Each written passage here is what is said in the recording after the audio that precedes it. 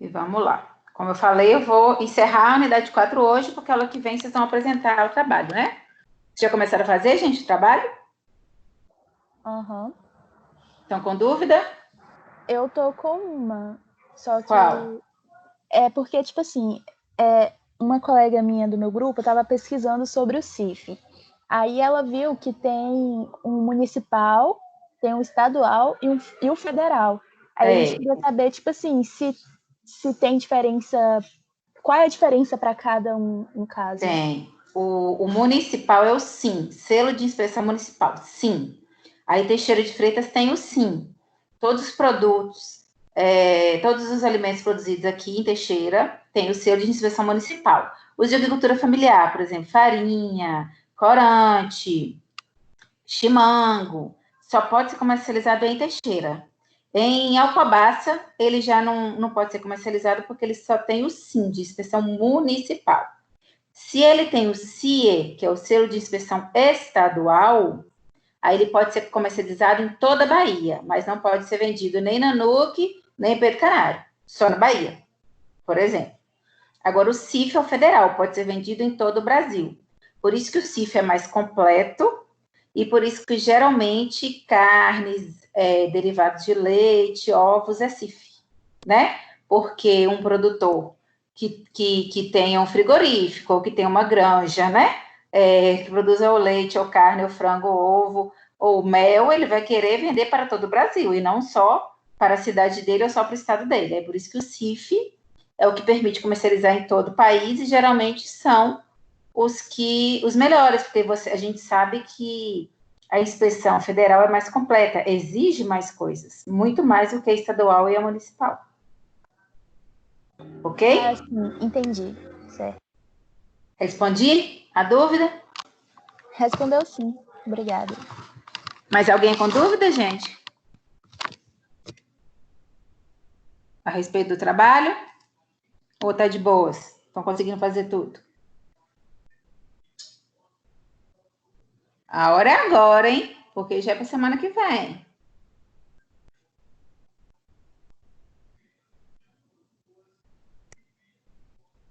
Ninguém? Tá todo mundo já pronto os trabalhos?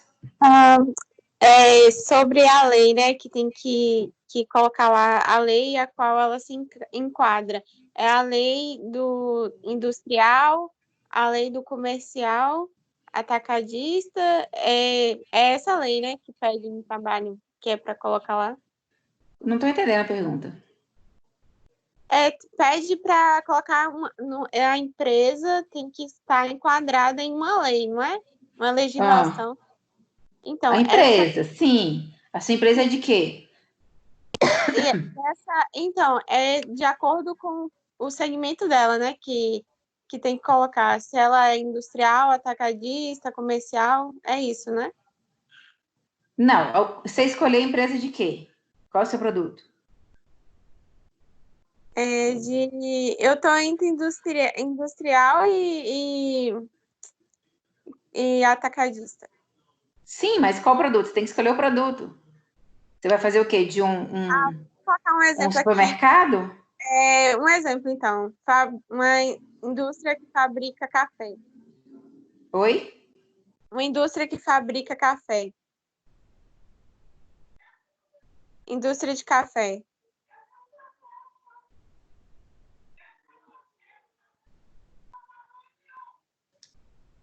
Caiu minha internet.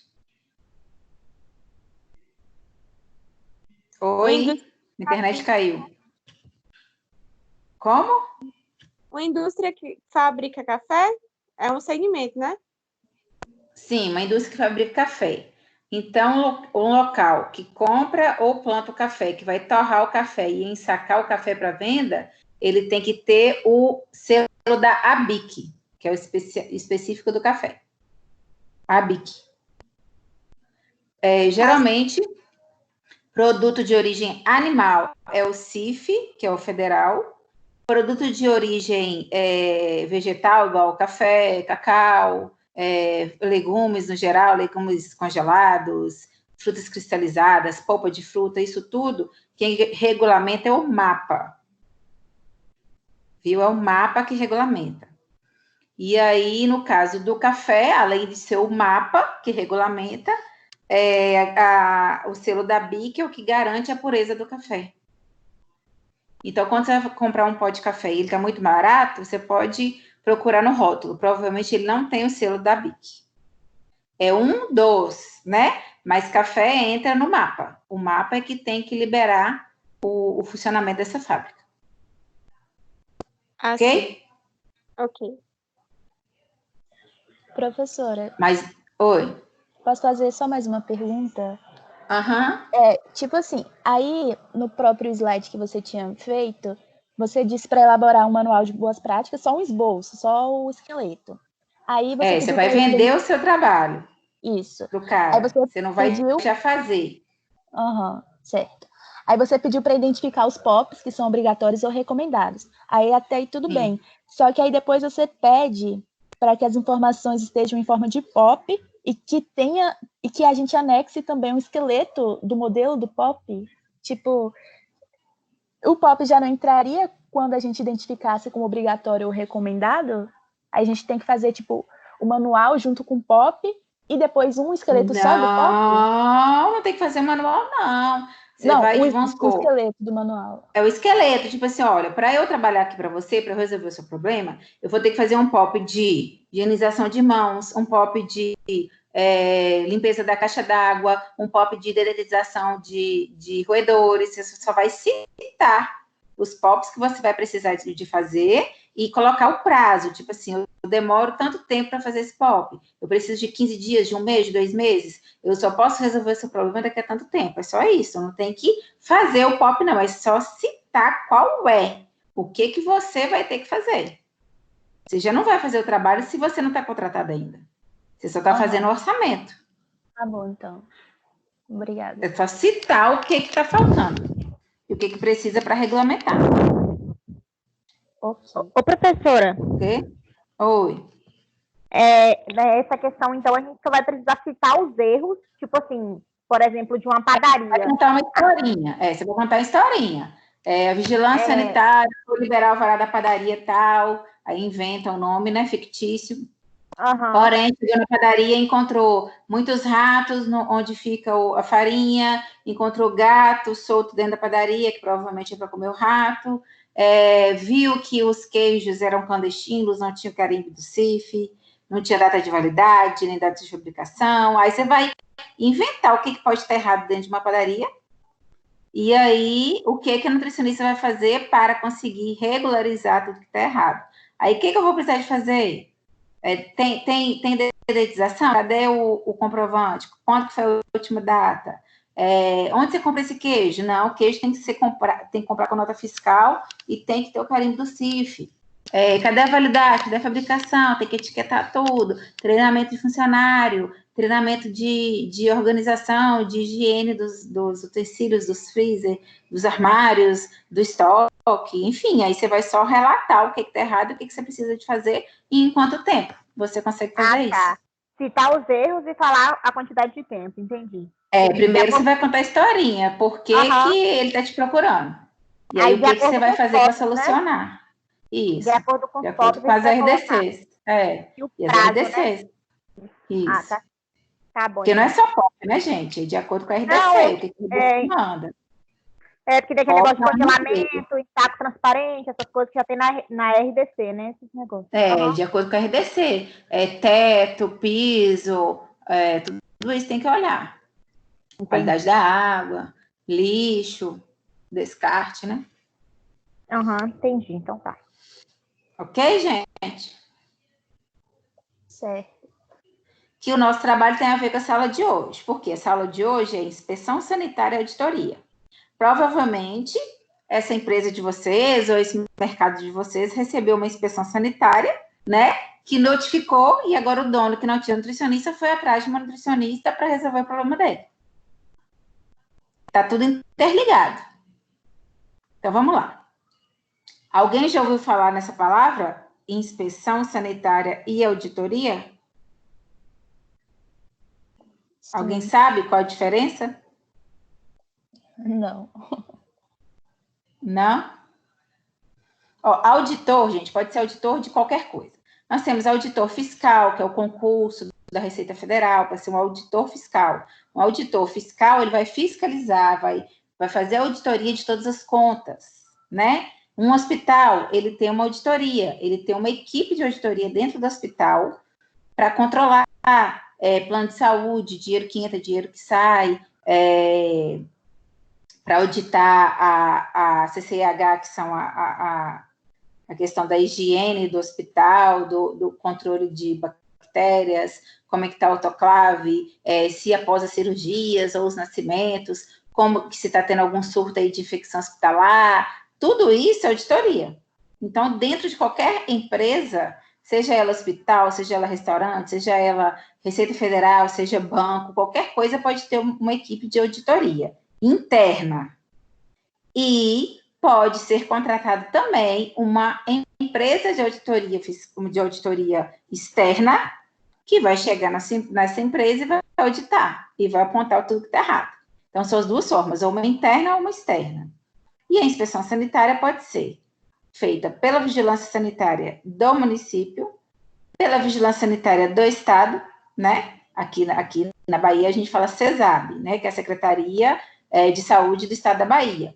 Aí, por exemplo, o Hospital Regional, os hospitais de Teixeira, eles têm o alvará sanitário do município, que faz a inspeção anualmente, mas de vez em quando chega uma inspeção sanitária surpresa da CESAB, do pessoal de Salvador, que vem do estado para fazer uma inspeção.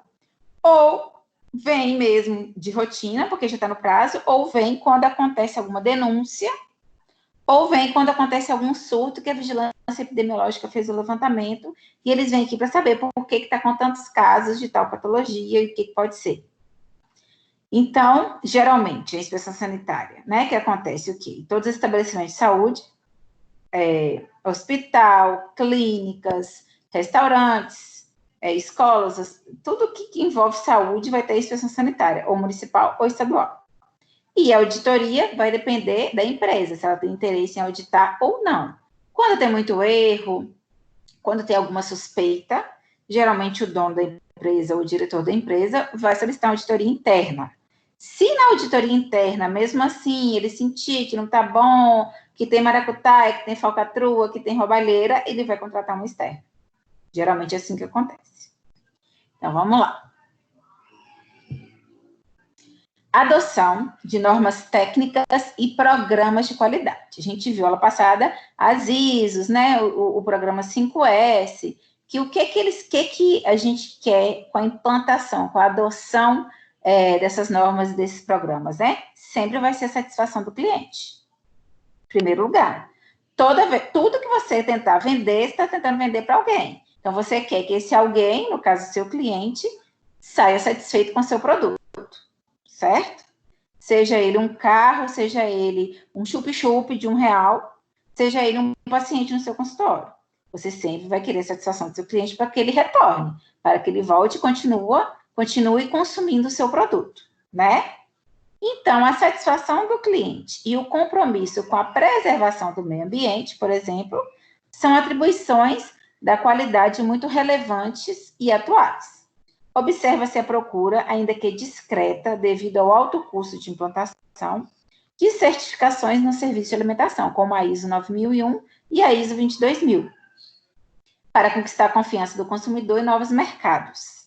A adequação às normas técnicas apresenta as seguintes vantagens: avanço na organização interna, melhoria da reputação e da imagem da empresa, você vai poder fazer merchan, falando, a empresa tem o certificado do ISO 9001, empresa com certificado, reconhecimento da ISO 22000, né? Então, isso vai agregar valor para a sua empresa na hora de fazer o merchan. Aumento da satisfação e da confiança do cliente, né? Porque provavelmente seu cliente vai ficar mais satisfeito porque teve várias melhorias, e o cliente também vai confiar, né? Nossa, eu vou então ao restaurante, é um pouquinho mais caro, mas eu sei que lá é tudo impecável, lá não tem contaminação de nada, porque eles têm certificado da ISO, né? Isso já agrega. Com isso, vai aumentar a produtividade, né? Porque vai controlar o quê? PPCC, né?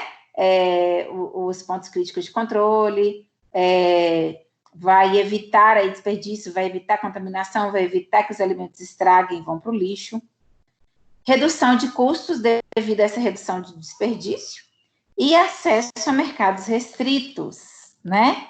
Que o quê? Ai, não consigo ler. Lê para mim, gente. Acesso a mercados restritos. Que só aceitam prestadores de serviços certificados. Assim, por exemplo, uma Suzano da Vida, que é uma empresa, né, que está em vários lugares do Brasil. Se ela tiver a opção de contratar 2 empresas, com certeza ela vai contratar uma empresa que está dentro do padrão, que tem certificado, que está seguindo as normas técnicas.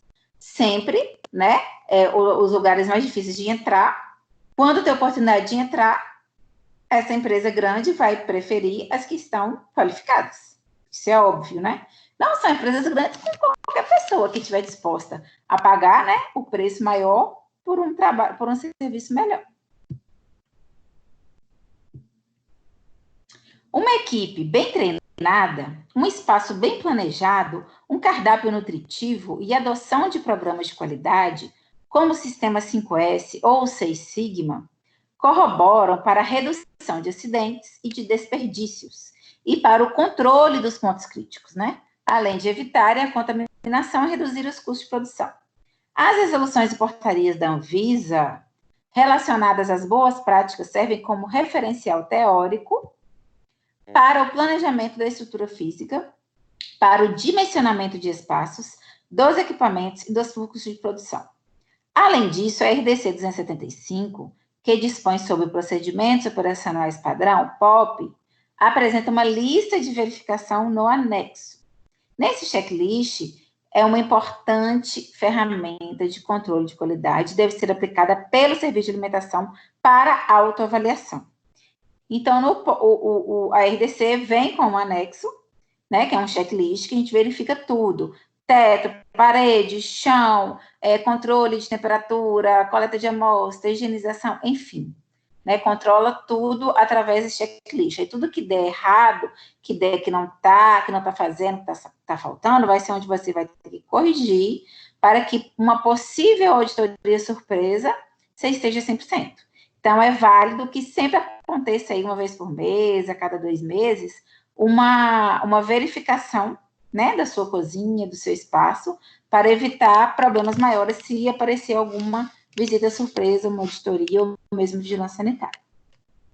Então, gente, isso aqui é muito importante. O que acontece? Geralmente, poucos restaurantes são construídos para serem restaurantes. São construídos com a ajuda de um arquiteto e de um nutricionista juntos. Porque o arquiteto ele vai planejar o melhor espaço, o melhor aproveitamento, mas o arquiteto nem sempre vai entender da questão do fluxo, né? Da contaminação cruzada, a questão do lixo, por onde o lixo passa, por onde entra a matéria-prima crua, por onde sai o alimento pronto. Então, tudo isso, o nutricionista senta com o arquiteto ou com o engenheiro, né? E vai falando todos os detalhes que são importantes, como tem que ser, para que aquela cozinha fique perfeita. Geralmente, aí vai criando o nome, vai ampliando, aí vai fazendo puxadinho, armengando, e aí por isso que muitas cozinhas têm um fluxo ruim, né? Tem o fluxo cruzado, tem a contaminação cruzada, geralmente só tem uma entrada, só tem uma porta que é a mesma de entrada e de saída, às vezes não tem o gás encanado, fica bujão de gás dentro da cozinha. Então, assim, tem muitos erros a maioria das cozinhas. E o correto é realmente seguir as normas, seguir a RDC durante a construção. Quando vocês forem fazer as disciplinas de WAN, vocês vão aprender a ler um layout, a gente fala a planta baixa de uma cozinha, entender como tem que ser o fluxo, que não pode ser cruzado, tudo isso vocês vão ver lá na frente.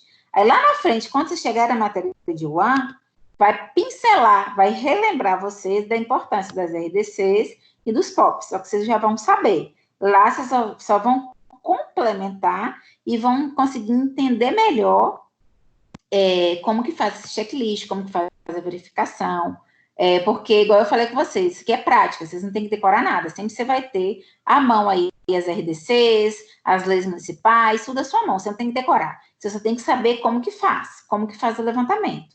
Isso é prática, dia a dia, né? Então, com mais disciplinas mais aprofundadas mais à frente, são para aprender a calcular, quantidade de comida para não desperdiçar, né? Calcular uma quantidade a mais que tem que fazer para não deixar faltar, né? Para não atrasar. Como que você faz um pré-preparo? Como que você já deixa adiantado? A forma melhor de armazenar, tudo isso vocês vão ver mais para frente, né?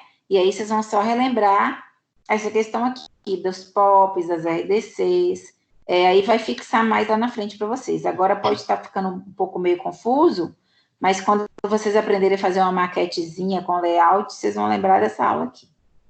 Dessa aula não, dessa disciplina.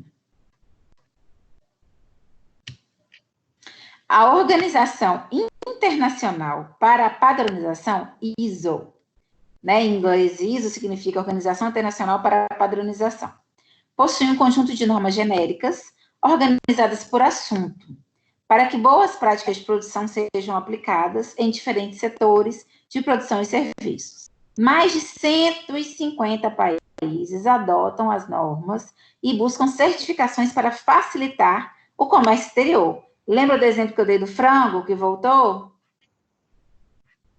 Lembra, gente? Sim. Então, é isso aqui.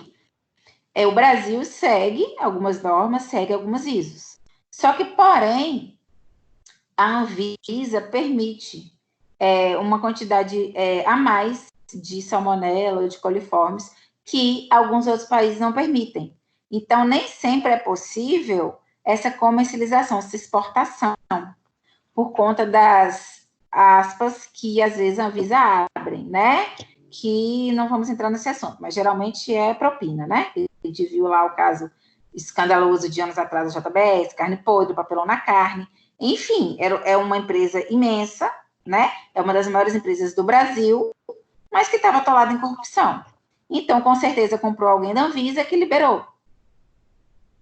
Só que aí, para exportação, não é aceito. Voltou. Né? Mas nós, pobres brasileiros, comemos sem saber de nada. Então, assim, existe a norma que tem que ser seguida. É uma garantia para o consumidor de que esse alimento realmente é seguro, né? Só que, infelizmente, como quando estourou esse escândalo da JBS, todo mundo ficou com a pulguinha atrás da orelha, né? Será que realmente a Anvisa está fiscalizando? Será que realmente esse selo aqui de inspeção federal foi feito há quantos anos atrás? Será que eles voltam lá de vez em quando? Será que eles fazem uma visita surpresa de vez em quando? Né? Então, todo mundo ficou com a pulguinha atrás da orelha. Porque foi um escândalo mesmo mundial. Todo mundo ficou sabendo daquela confusão da JBS, né? Da propina, da lavagem de dinheiro, enfim. Então, assim, a gente não pode ficar pensando também para o lado ruim. A gente tem que pensar que a Anvisa está aqui para nos proteger, né? E que realmente é seguido todas as normas, todas as ISOs. Então, destaca-se as normas ISO 10.011 e ISO 19.011, que versam sobre a auditoria, que é, por definição, uma atividade de avaliação independente, cujo objetivo é mensurar a performance da empresa. Na área de alimentos, a auditoria aplica-se à certificação e à implantação de programas de qualidade, né? É quando você pretende vender mais, ampliar a venda para outros estados, até mesmo exportar. Então, é interesse seu que tenha auditoria constante, né? Para receber as certificações de que sua empresa está ok, está 100%. Então, você vai conseguir muito mais fácil ganhar mercado e até mesmo um mercado externo. Ok, gente? Ô, Quer fazer alguma professora, pergunta? eu quero fazer. Qual a diferença da ISO 9001 para a 22.000? A gente viu na aula passada, os vídeos que eu mandei. Você não assistiu, não? Vídeos. Eu assisti só os vídeos. Assisti. Então. E ficou de ver essa semana de comentar. Hã? Nós ficamos de comentar essa semana. Sim, o que a ISO 9001 trata? Sobre o quê? Vocês já esqueceram? Não esqueci, não. Inclusive, tá, a 9001 trata, né, padronizar os padrões, tudo direitinho, tá? Isso aí eu entendo direitinho. Mas, assim, eu queria saber qual a diferença da 22.000, porque essa de 22.000 eu nunca tinha ouvido falar. Então, a 9001, geralmente, é o quê? É qualidade, né? É organização, certificação. Também ela vê muito essa parte de desperdício, checklist, tudo direitinho. Isso ela já até fez esse curso da ISO 9001, entendeu? Aí, quando veio agora que eu vi esse 22.000, eu queria saber qual é a diferença de uma para outra, assim, X. É porque a 22.000 é a internacional. Ah, tá. Você vai conseguir, se você tiver 22.000, você pode exportar para qualquer país. Ela está dentro das normas, né, como é que fala? De todos os países. Entendi. Né? É sem fronteiras. E a 9.000 é mais para o Brasil. A 9.000 dentro do Brasil. Que essa diferença aí que eu falei da questão do frango. Para o Brasil, estava dentro da 9.001. Agora, já para exportar, não estava dentro da 22.000, por exemplo. Entendi. Entendeu? Mais perguntas, gente? Então, vamos lá. Auditoria. Os resultados de uma auditoria indicam o que precisa ser corrigido para obtenção ou manutenção de uma certificação. As auditorias em serviços de alimentação verificam os seguintes aspectos: aplicação e revisão da PPCC. Lembra que eu falei, quando está falando de PPCC, que a gente faz, a equipe faz, mas ele não é definitivo, né? É sempre bom estar retornando, avaliando, revisando, ver o que a gente tem que alterar, ver o que está dando certo, o que não está dando certo. Então, a auditoria vai ver isso também, se a aplicação e a revisão da PCC está em dia, a PCC está em dia, ou se tem que modificar alguma coisa. Conferência dos registros e monitoramentos dos pontos críticos de controle. Conferência dos manuscritos de controle de verificação, né? Se os funcionários aptos a desenvolver aquela função estão realmente anotando, alimentando as planilhas, né? Controle de verificação. Inspeção e comparação entre registros e práticas de APPCC, né? Vai comparar aí o que está alegando no APPCC que a gente tem que tomar cuidado, qual o ponto crítico, e se está tendo realmente essa inspeção aí, se está dando certo ou não. Coleta de amostra para análises laboratoriais, né? Por quê? Se está tudo ok, sua cozinha, se não tem problema, então vamos pegar essa amostra aqui de ontem e vamos analisar para ver se realmente está dentro das normas.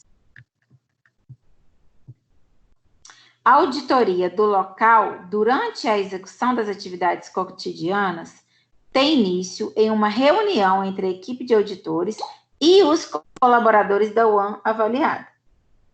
Esse primeiro contato serve para estabelecer uma comunicação entre avaliadores e avaliados, para que todos compreendam a dinâmica de coleta de dados. De posse das informações teóricas e dos resultados da avaliação em loco, a equipe de auditoria chega a uma conclusão, comunica aos gestores da UAM e prepara o relatório, né? Eu contratei, eu sou dona de uma UAM e eu contratei uma auditoria externa. Eles vão fazer uma entrevista, conversar com todo mundo, entrar, olhar tudo, verificar tudo e fazer um relatório. O que está errado, o que tem que modificar, o que tem que mudar, o que tem que excluir, o que tem que acrescentar, o que está errado, o que está faltando, onde está tendo desperdício, onde está ocorrendo erro. Tudo isso a auditoria vai me relatar. Então, muitas vezes, quando fala assim, vai ter auditoria, todo mundo treme de medo. Ai, meu Deus, auditoria, eu vou ser demitido. Mas calma lá. Por que você está com medo de auditoria? Porque você sabe que você está fazendo as coisas erradas? Você sabe que você vai ser pego no pulo? Então, auditoria é bom, concordam? Ou não? Como patrão, vocês concordam que a auditoria é ótimo? Sim. Né? Porque o que acontece? Se todo mundo começa a tremer nas bases, porque todo mundo sabe que está fazendo alguma coisa errada e vai ser pego. Então, auditoria é bom, mesmo que seja uma interna. Porque vai dar uma sacudida no povo. Fala, opa, eu tenho que tomar mais cuidado que eu estou sendo observado. Né? E isso aí é melhor, porque a gente sabe que as pessoas vão relaxando à medida do tempo que passa, né? No mesmo emprego, no mesmo local, com a mesmo chefe. Então, a pessoa acaba relaxando. E mais que saiba que está errado, acaba fazendo errado. Por preguiça, por pressa, enfim. Então, quando sabe que vai ter auditoria, todo mundo já começa a andar na linha ali um mês antes. E já começa a tentar corrigir o que sabe que está errado. Quando a auditoria chega, ela vai fazer um levantamento, mas geralmente todo mundo já sabe o que faz de errado. Então, a auditoria sempre vai ser positivo, sempre vai ser bom para a empresa. E bom para os funcionários também, que vão aprender a fazer direito, né? Sim, os que realmente não sabiam vão aprender. Então, vamos lá, vamos pensar. Assimile. A lisura do processo de auditoria é diretamente dependente da equipe e do líder que conduz o processo, né? Porque se eu omitir ou mentir, essa auditoria está errada, né? Por exemplo, eu compro queijo clandestino, porque é mais barato. Mas eu tenho ali falsificado um monte de nota fiscal como se eu tivesse comprado a da vaca, falsificada a nota fiscal. Tem muita gente que faz isso, gente.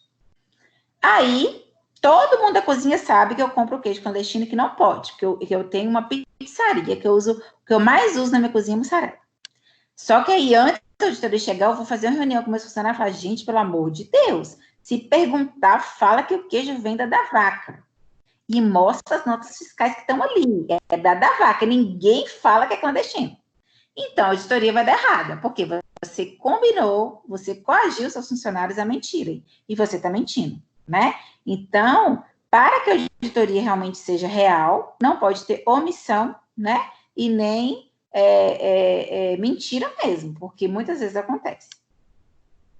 Então, são consideradas características primordiais da equipe que realiza a auditoria uma conduta íntegra e ética. O que isso quer dizer? Conduta íntegra e ética quer dizer o quê no Brasil? Que não aceita o quê? Maracutaia. Propina, dinheiro, por debaixo dos panos, né? Uma equipe íntegra e ética não vai aceitar dinheiro, não vai aceitar propina, não vai aceitar alguma forma de pagamento ilícita para fazer um relatório ok, para passar, para aprovar, né? Então, primeira coisa é uma equipe íntegra. Apresentação justa e honesta dos resultados. Por exemplo, você conheceu o dono da empresa, ele é gente boa demais, ele te tratou bem durante uma semana inteira que você ficou hospedada na cidade, ele te acolheu, se apaixonou com aquela família dona ali de 40 anos de tradição. Porém, tá tudo errado. Só porque você gostou e você ficou com dó da família, você não pode adulterar os dados. Tem que ser justa e honesta com os resultados, independente de quem é o dono. Também pode ser um dono que você não foi com a cara, insuportável, que te tratou mal, que te humilhou. Você também não vai poder forjar lá e piorar o relatório dele porque ele é uma má pessoa, porque ele é uma pessoa sem educação, né? Você tem que ser justo e honesto, independente de quem é o dono, pode ser seu pai o dono, mas você tem que ser justo e honesto. Capacidade de realizar julgamentos ponderados, né? Tipo, por que você está comprando queijo clandestino? Ah, porque é mais barato. Sim, querida, é mais barato, mas você sabe, de acordo com a resolução, de acordo com a lei, qualquer produto de origem animal tem que ter o selo de inspeção, seja municipal, estadual ou federal. Então, você está fora da lei, você não pode fazer isso. Por quê? Você tem que entender por quê. Às vezes é porque a pessoa nem sabe. A pessoa é tão humilde, é tão simples, que ela nem sabe que existe isso. Alguém falou que ela cozinhava bem, aí ela resolveu abrir um restaurante que deu certo, ou uma padaria que deu certo, uma pizzaria que deu certo, e não sabe dessas legalidades, né? Então, também você tem que fazer um julgamento ponderado. Será que ela realmente não sabe? Ou será que sabe e está fingindo que não sabe? E quando você fica 2, 3, 4 dias conversando com todos os funcionários vão soltar a real, né? E você ali naquele ambiente, você vai conseguir julgar. Respeito à confidencialidade da atividade. Você pode ter achado carne podre sendo servida. Jamais você vai sair espalhando isso. É confidencial. Você não vai sair espalhando se é bom ou se é ruim. Você não vai falar nada com ninguém. Você não pode divulgar nada. É confidencial. Assim como, gente, nós também nutricionistas. Por quê? Você está trabalhando para um restaurante. Está tudo errado, você está tentando consertar. Por acaso, o dono do restaurante não está afim. Ele só quer que tenha o nome da nutricionista lá, mas não quer mudar nada. Aí você vai falar, não, assim, dessa forma eu não trabalho. Porque na hora que acontecer uma diarreia, uma intoxicação ou até um óbito, a culpada vai ser eu. Então, ou você deixa eu trabalhar direito e consertar as coisas, desse jeito eu não fico aqui. Aí, beleza, ele não quer. Então, arrumou outra. Aí você sai daquele restaurante. Você não pode sair falando mal daquele restaurante, falando que tá tudo errado, que é carne isso, que é clandestino, que reaproveita. Não pode. É confidencial, né? É como se fosse um médico paciente, é confidencial. Você não pode, o médico não pode atender um HIV e sair espalhando para a cidade que aquela pessoa é HIV positiva, né? É a mesma coisa. É ética, confidencialidade com seu paciente e com seu cliente também. Independência para elaborar um relatório imparcial, né? Igual eu falei, pode ser seu amigo, pode ser familiar, pode ser seu pai, que o relatório tem que ser imparcial. Tem que ser realmente com o que está lá, com foto, mostrando o que está certo e o que está errado. Não pode ter tendência ali, é meu chegado, é meu amigo de infância, então eu vou puxar a sardinha aqui e vou falar que está tudo certo. Não pode. E conclusões baseadas em evidências. Você vai fotografar, igual aquela primeira atividade que a gente fez, vocês lembram? Que eu coloquei as fotos das coisas erradas e vocês tinham que justificar, de acordo com a RDC, o que estava errado, o que tinha feito para corrigir? Lembra? Sim. Então, conclusão baseada em evidência é isso. Vai fotografar, vai fazer o relatório e vai justificar. De acordo com a RDC, número tal coisa está errada. Precisa de tal coisa. Daquela forma que a gente fez. Ok, gente? Tudo bem. Então, o que eu tinha falado no início, auditoria de primeira parte de diagnóstico. A auditoria de primeira parte, também conhecida como auditoria interna, é realizada pela empresa com a finalidade de analisar os procedimentos e aprimorar o sistema de gestão da qualidade. É realizada por uma equipe que está na estrutura organizacional da empresa. Se a instituição decidir montar um grupo interno, deverá fornecer treinamento em auditoria de acordo com a ISO 19011. Uma empresa que possui várias filiais pode designar uma equipe em cada unidade e enviá-las para auditar as demais em esquema de rodízio, para evitar que colaboradores avaliem o próprio local de trabalho. Vamos pegar aí... Deixa eu pensar. Pensa aí, gente, alguma empresa que tem vários lugares. Atacadão, supermercado Atacadão, né? Tem Atacadão em vários lugares do Brasil. Então, eu posso pegar um funcionário do Atacadão de Teixeira, um funcionário do Atacadão de Onápolis, um funcionário do Atacadão de Salvador, um funcionário do Atacadão de Aracaju, formar uma equipe de auditoria, e essa equipe vai ficar volante. Cada época está fazendo auditoria em um mercado diferente, né? Porque assim vai ser interna da mesma forma, porque são funcionários da empresa, porém, não vai ser tão interno, porque só vai ter um funcionário que conhece. Os outros funcionários da auditoria, as outras 5, 10 pessoas não conhecem o local.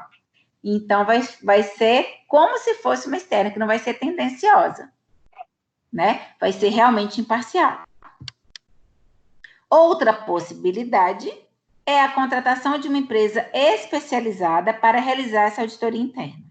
Esse preparo para a auditoria propriamente dita, a externa, deve ser visto como uma oportunidade de aprimoramento dos serviços e preparação para receber críticas e sugestões de melhorias.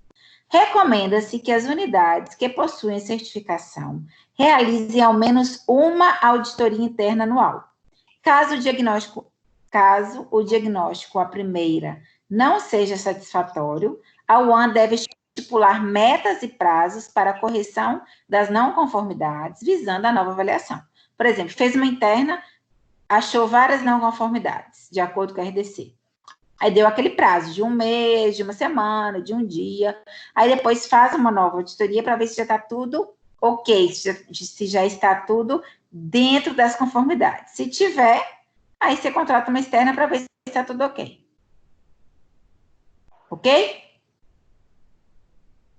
Certo. Então, aqui é um quadrinho que está no livro de vocês. Quadro 4.2. Características da auditoria interna e externa. A interna visa a proteção da organização.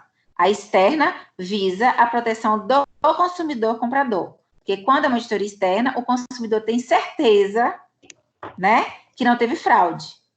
Que a externa foi paga para fazer de verdade, sem fraude e de forma imparcial. A interna, ação e efeito de melhoria constante. Sempre está tendo uma auditoria interna para a gente poder melhorar. A externa, ação pontual para indicar conformidade ou não conformidade, né? Aconteceu uma grande infecção alimentar. Então, vou contratar uma auditoria externa para ver o que está acontecendo. Porque essa nutricionista aí não está dando conta, não. Interna, grau de independência pode ser limitado, né? Tem um limite ali, porque a gente não vai poder passar uma outra barreira, porque senão a gente está passando por cima do nosso chefe, por exemplo. Já a externa é elevado ao grau de independência. Vai analisar tudo, independente de quem é o dono e quem não é. Qual é a função? Porque muitas vezes, gente, o dono tá errado, viu? Muitas vezes o dono entra na cozinha sem touca, sem máscara, de barba, conversando. Muitas vezes o dono dá mais exemplo para os funcionários. Interna. Verifica o cumprimento das diretrizes da empresa para eventuais ajustes aos objetivos. Já a externa verifica se os procedimentos prejudicam ou comprometem a qualidade do serviço ou produto. A interna é o quê? Caráter preventivo, né? Quer prevenir que aconteça alguma coisa. Já a externa, caráter orientador e corretivo. Vai orientar e vai falar o que tem que corrigir. Selos de qualidade.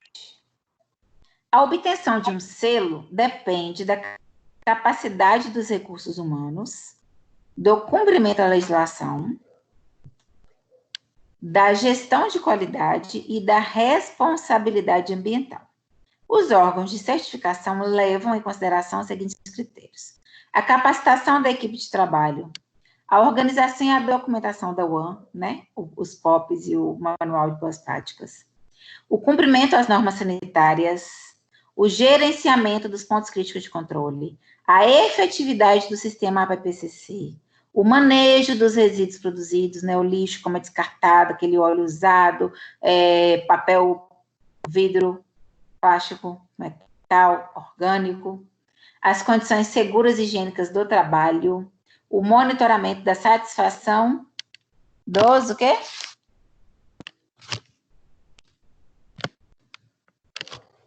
Dos clientes. Gente? Dos clientes. A apuração e a resolução das críticas e reclamações.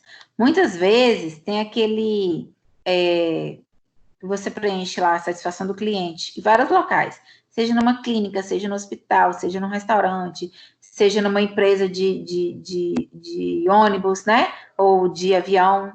Então, você vai fazer crítica ou reclamação, ou elogio, né? E isso é muito usado também em restaurante.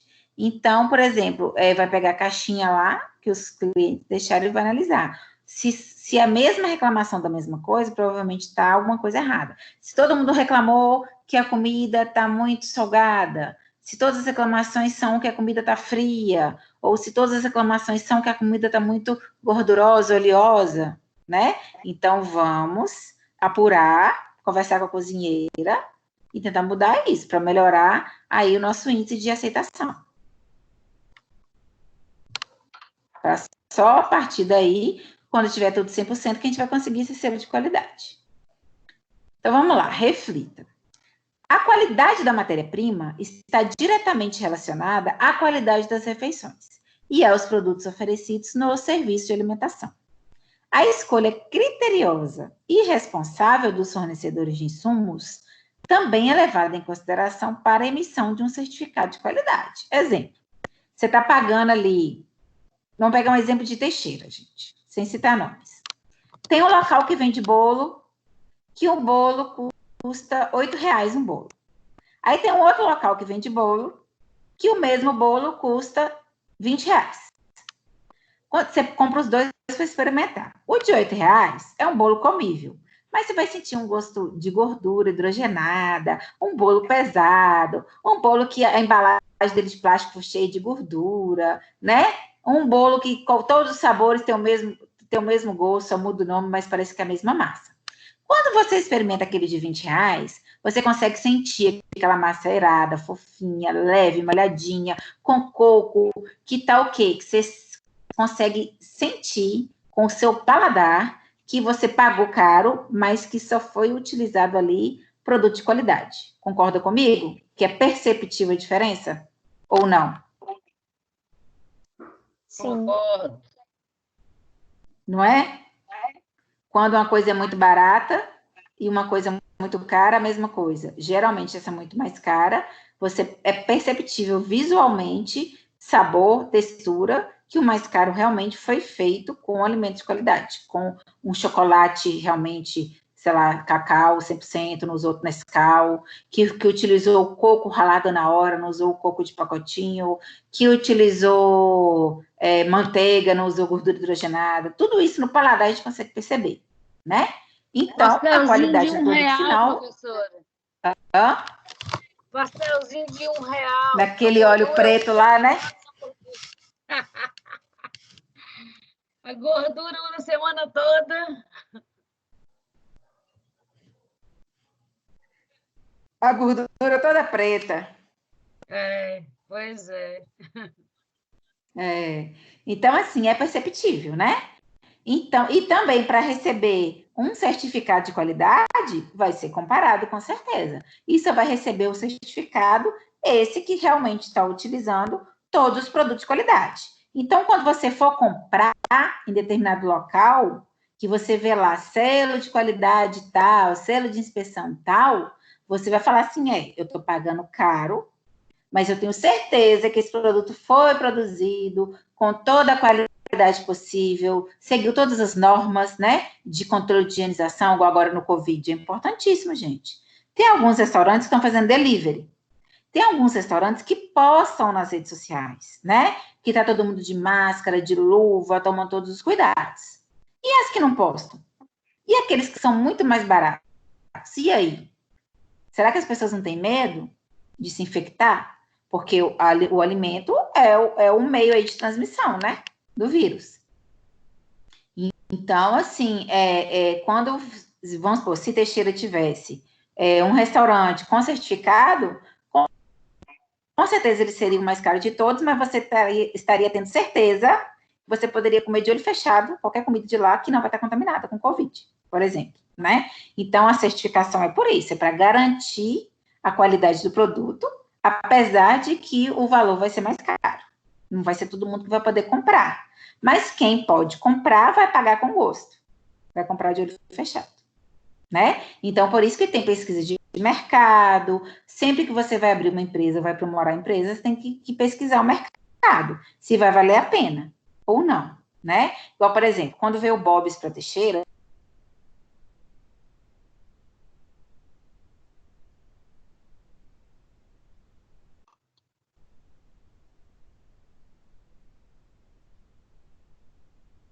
Ficou mudo. Professora?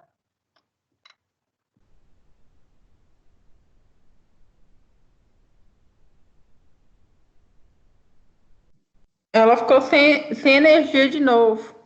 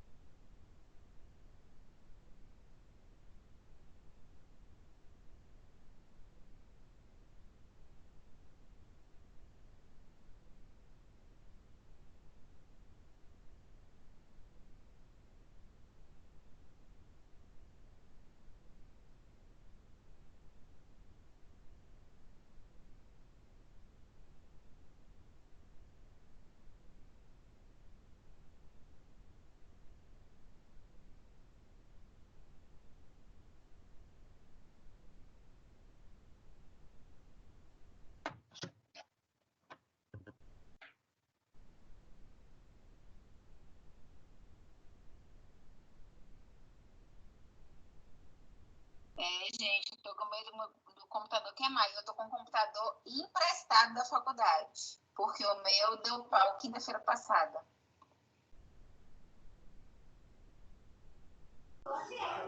Por aqui também tá caindo energia de vez em quando, mas é muito rápido. Não vou passar atividade não, gente. Só falta os 1000 pontos, que é do trabalho que vocês estão fazendo para a semana que vem. Aí, o que vamos fazer?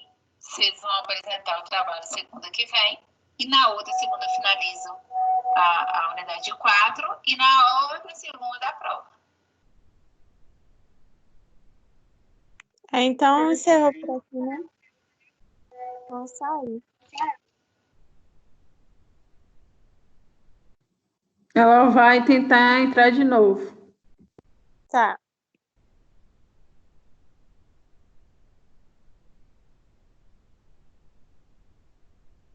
As provas são em que data mesmo? Eu acho que é a semana de junho. Calma aí, vou ver qual a data. Eu fiz as contas aqui, vai dar dia 8. Meu Deus do céu.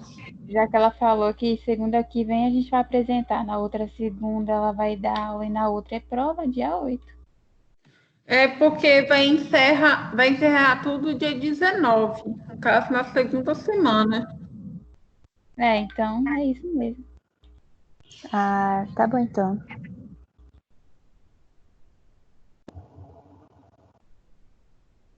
Vai encerrar dia 19 desse mês?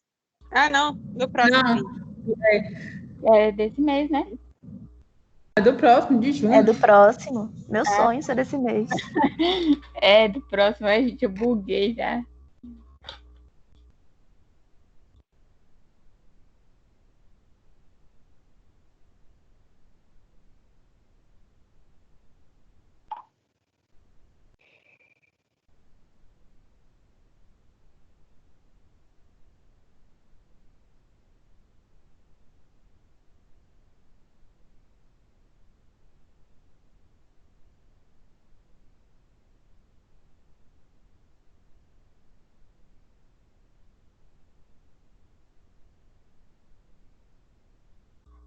Alguém vai fazer slide para apresentação do trabalho dela?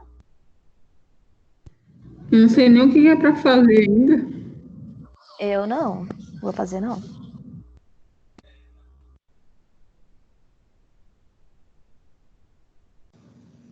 Alguém sabe o que é para fazer no próximo trabalho? Aquele para escolher o estabelecimento? Se for, é muita coisa, tipo, porque você vai ter que ver os problemas que vai ter no estabelecimento, aí fazer um esqueleto de um manual, aí ver os POPs que se encaixam e meio que procurar uma solução. Mas vai ser muito, eu acho que vai ser trabalhoso. Entendi. Mas pelo que ela falou aqui, ela falou que não quer uma solução, porque ela falou que a gente não está contratada ainda. É só para a gente citar os erros e falar, tipo, mais ou menos o que vai fazer, e não uma solução concreta, na verdade. Pelo que eu entendi, né? Eu concordo, mas, tipo, aí a gente vai ter que procurar mais ou menos a RDC que se encaixa com a possível solução. Isso já, para mim, já é muito trabalhoso. Não, mas é melhor do que escrever tudo. Eu acho que é tipo assim, num caso, por exemplo, se for de um restaurante, né? Tem aqueles negócios de congelar a comida, por exemplo, né? Que tem que ser em saquinho transparente, tal, tal. Eu acho que a gente tem que citar isso, que ele não faz, no caso, no restaurante, ele não faz isso, e citar RDC que se encaixe em um prazo para ele fazer. Acho que é isso mais ou menos. Como eu tô fazendo, na verdade. Se for O que eu assim, tá bom. entendi mais ou menos seria tipo assim um rascunho do manual de boas práticas, você entendeu? Voltei. Estão me ouvindo? Sim. Estamos. Sim. Deixa eu colocar slide de novo.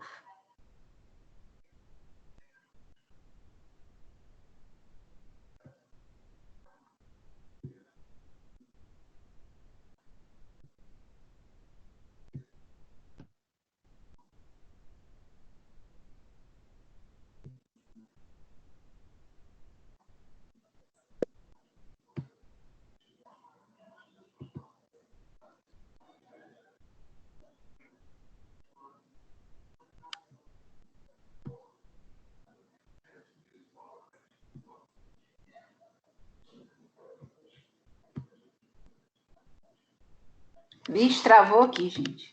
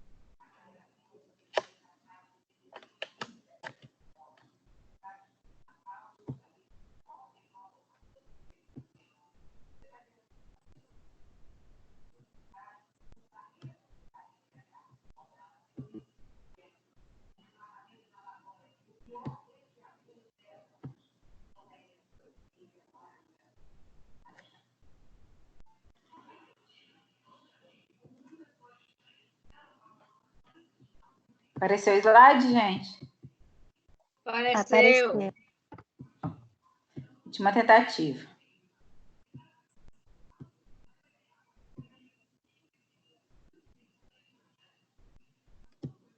Então, estava aqui, né? Falando da matéria-prima, certo? Certo. Então, vamos lá. Consultoria e assessoria em serviço de alimentação. São duas coisas distintas. Você pode ser um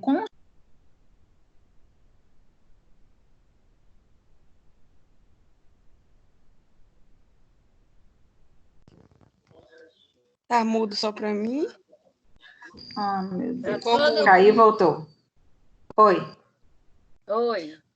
O nutricionista que é contratado como prestador de serviços ocasionais não pode assumir a responsabilidade técnica. Ele é contratado para orientar a equipe e o responsável técnico, RT, para que cumpram o que está descrito na legislação. A resolução do Conselho Federal de Nutricionistas, número 600, diferencia as funções do nutricionista, né? O que a nossa resolução, o nosso Conselho Federal diz sobre a diferença entre consultoria e assessoria?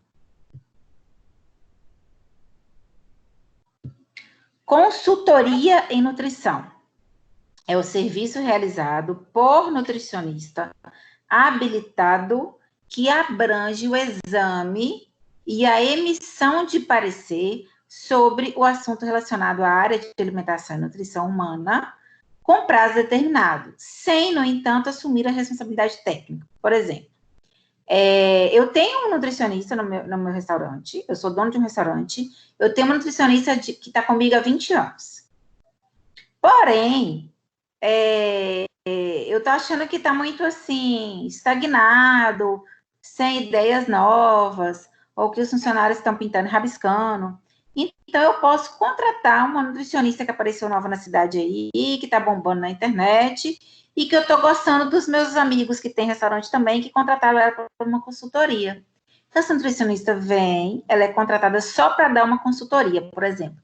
Ela vai ser contratada só para dar treinamento de manipulação de comida japonesa, que agora eu vou implementar no meu restaurante comida japonesa, e ela é expert na questão de contaminação de peixes, de comida crua e tal, então eu vou contratá-la para isso. Então, ela vai dar uma consultoria de como deve ser desde o recebimento do peixe, como deve ser o cozimento do arroz, como deve ser feito todos os sashimis e sushis, e como tem que ser armazenado e exposto até a hora do consumo dos meus clientes, por exemplo.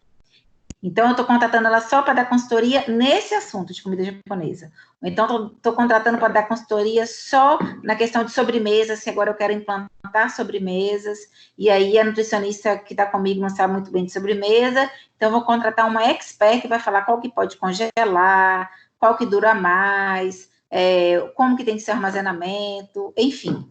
Então, ela não vai responder por nada. Ela só está dando uma consultoria ali de uma semana, de um mês no restaurante. A outra nutricionista continua sendo a responsável técnica. Deu para entender? Deu sim. Uhum. Agora, assessoria. Assessoria em nutrição.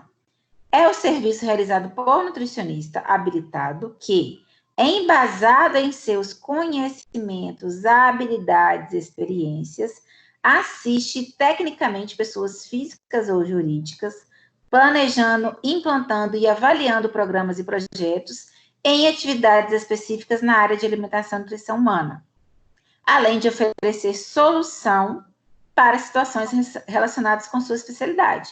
Pode ser, por exemplo, fazer uma auditoria, né? Eu tenho uma nutricionista, só que eu não estou muito satisfeito com a equipe, estou achando que essa nutricionista não está com muito pulso, só que essa nutricionista é minha esposa. Então, não tem como eu tirar ela, porque ela é minha esposa. Ela que responde. Então, eu vou contratar uma outra para dar uma assessoria, para dar uma levantada aqui, uma sacudida, por um mês.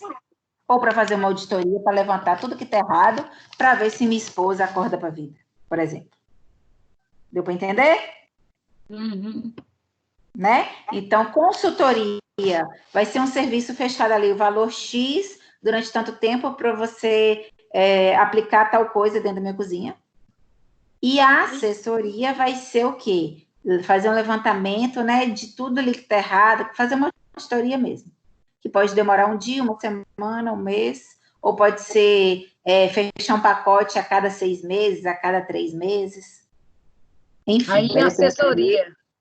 Assessoria. Aí continua tendo uma outra nutricionista responsável técnico pelo local. Ou nenhuma, né? Por exemplo, restaurante de Teixeira de Freitas que só atendem ao público normal, não tem empresas cadastradas. Não tem a obrigatoriedade de ter nutricionista responsável técnico naquele lugar. O dono do Americana, restaurante, que é o responsável técnico pelo Americana, o dono. Lá não tem nutricionista. Mas ele pode ver a necessidade de contratar um nutricionista só para dar uma assessoria, só para fazer um levantamento, o que está bom, o que está ruim, o que tem que melhorar. E ensinar para a chefe de cozinha ou para o dono mesmo o que ele tem que fazer. Não necessariamente ela vai ser contratada. Ela vai assinar um contrato ali de um mês, por exemplo, por X reais. Certo? Ok.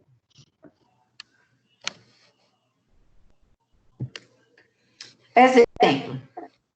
O nutricionista que é contratado para elaborar um diagnóstico ou emitir o parecer para avaliar a situação ou indicar caminhos de mudança é o consultor.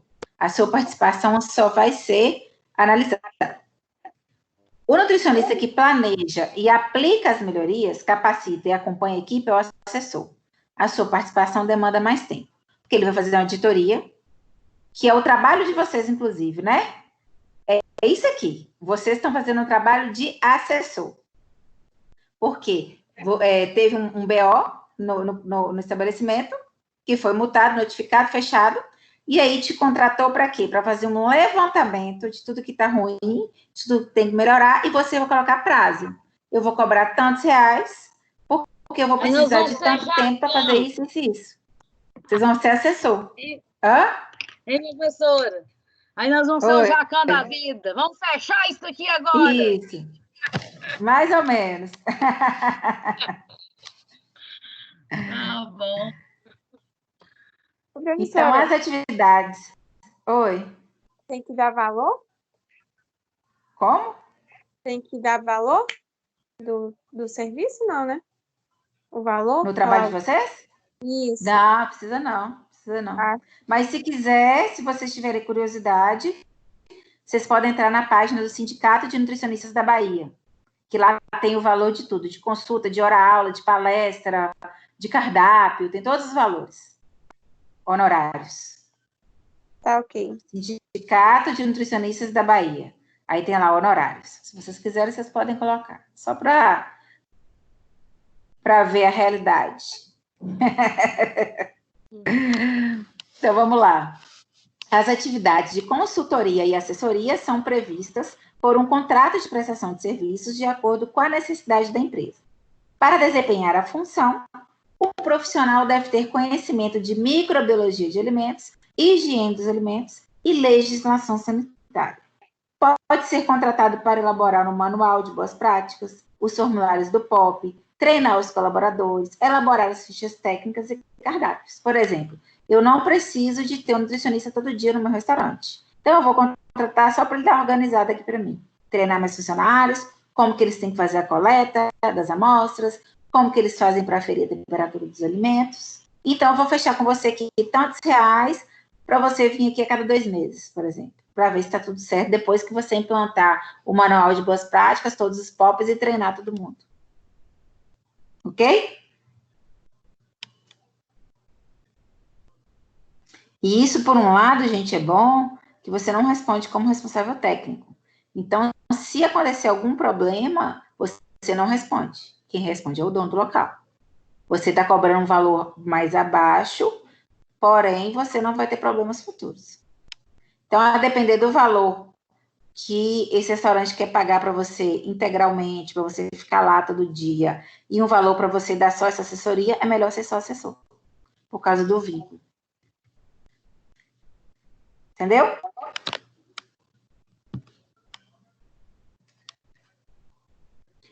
Atuação em auditoria.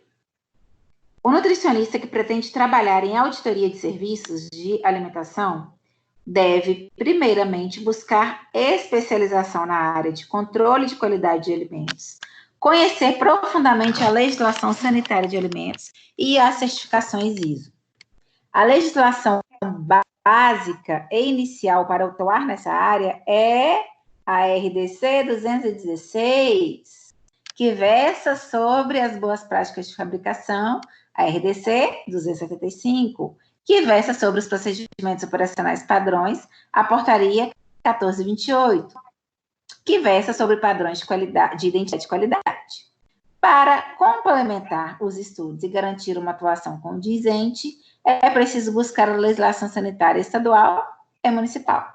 Foi a nossa primeira pergunta hoje do dia, né? Porque, às vezes, tem ali uma legislação do município muito boa, por exemplo, a de São Paulo, né? Tem uma muito boa do estado, né? Então, você vai sempre comparar ali as RDCs com a legislação local. Vamos para um exemplozinho aqui agora. Situação problema do livro. Responsável técnico ou consultor? Jéssica é uma nutricionista recém-formada que está cursando uma pós-graduação na área de vigilância sanitária dos alimentos. Ela soube, por meio de um colega de curso, que um pequeno restaurante self-service precisava do serviço de uma nutricionista. Ao entrar em contato com o local, ouviu do senhor Reinaldo, proprietário do restaurante, que ele precisava de alguém para assinar o cardápio, assinar os documentos de responsabilidade técnica e visitar a equipe uma vez por semana. Jéssica considerou a remuneração atrativa, mas ficou em dúvida sobre as atividades que desempenharia. Ela poderia aceitar o trabalho nas condições apresentadas? Ou seja, ela poderia assinar o cardápio, assinar todos os documentos como responsável técnica e ir lá só uma vez por semana? O que vocês acham? Não, poderia não. Nesse caso, ela teria que fazer o quê? Nesse caso, ela seria uma assessora, né? Sem assinar documento, né? Sem assinar o Então, documento. seu Reinaldo estava em busca de um nutricionista assessor, que, por definição, não pode ser responsável técnico pelo local. Jéssica deverá explicar que não pode assinar os documentos, que para ela assinar os documentos de responsável técnica, ela teria que estar lá todo dia.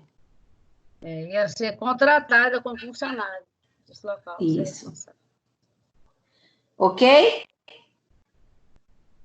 Intervalinho para a gente ir para a próxima? Muita matéria para se estudar.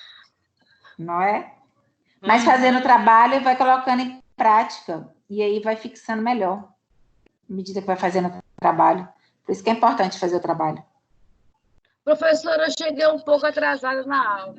Você explicou mais ou menos aquele trabalho no início da aula, não? Eu tirei as dúvidas de quem já está fazendo. Entendi. Você está com alguma dúvida? Não, talvez meu grupo acho que tenha perguntado, porque a gente realmente estava em dúvida. Aí ficamos de perguntar hoje, entendeu? Tirar as dúvidas hoje. Mas eu cheguei atrasada, eu cheguei que era 7h40. E aí, o pessoal do grupo dela que perguntou, gente, eu esqueci quem me perguntou. Acho que foi Isadora que Brenda, me perguntou alguma Brendinha. coisa. Não tá aí, não. Lu. Pois é. Quem perguntou foi Isadora e esqueci a outra que perguntou alguma coisa. Frainha. Eu queria tirar a dúvida do seguinte, o que eu entendi, o final do trabalho seria tipo um rascunho do manual, é isso mesmo? Não, é só para você fazer o esqueleto, tipo assim, expliquei isso no início da aula. Foi fechado uma padaria porque estava com rato, porque estava usando queijo clandestino, porque não tinha validade em nenhum produto. Aí ele te chamou para você falar o que tem que fazer para reabrir. Aí, de acordo com a RDC, você sabe que tem que ter o manual de boas práticas, tem que ter os POPs alimentados, com o certificado de dedetização a cada 3 meses, com as notas fiscais das compras de queijo, com o CIF, com etiquetar todos os produtos para venda, com data de fabricação, data de validade. Aí você vai só relatar o que tem que ser feito para corrigir. Para corrigir o problema de rato, tem que dedetizar. Dedetizando, você tem que alimentar o seu manual de boas práticas e o POP que eu vou fazer para o senhor daqui a 2 meses, eu te entrego, porque dá muito trabalho. O senhor tem que parar de comprar esse queijo clandestino e tem que comprar um queijo reconhecido, porque está na RDC número tal, justificar. E aí você vai fazer o rascunho do que você tem que fazer para ele, não fazer o POP de roedores. Eu até fiz um rascunho. Tá. Eu até fiz um rascunho. O nosso trabalho está sendo em uma cozinha, entendeu? Em uma cozinha industrial. A gente está fazendo o trabalho em uma cozinha industrial. É assim. Aí o que eu fiz? Mais ou menos os itens que estão em falta. Aí eu vou ter que falar o que tem que ser feito nesses itens, e não no que já está normal, não é isso? Ou eu tenho que citar os itens todos que tem lá normal? Não, você vai citar por que essa cozinha foi notificada, o que está de errado nela, e o que você tem que fazer para corrigir isso. É POP, é manual de boas práticas, é treinamento, é reforma nessa cozinha, vai precisar de reformar, quebrar a parede, trocar o piso, colocar forro. É isso aí. Encanar o gás que não está encanado, construir uma casinha de lixo que não tem, fazer análise da água que não tem. Aí você vai inventar um problema, relatar o problema que aconteceu e por que ele está te contratando e o que você vai fazer para corrigir esses problemas. Tá certo. E não, mas é só citar. Eu vou ter que fazer o manual. Você não vai fazer o manual. Você vai citar que você vai produzir. Eu vou citar o que está em falta e falar... o que você tem que fazer para corrigir. Tudo bem. Embasada na RDC, né? Embasada nas resoluções. Tá certo, ótimo. Ok? Então, intervalinho de 10 minutos. Daqui a 10 minutos a gente volta com o final, a unidade 4, sessão 3, que é rapidinho também. Tá certo. Então tá, 10 minutos.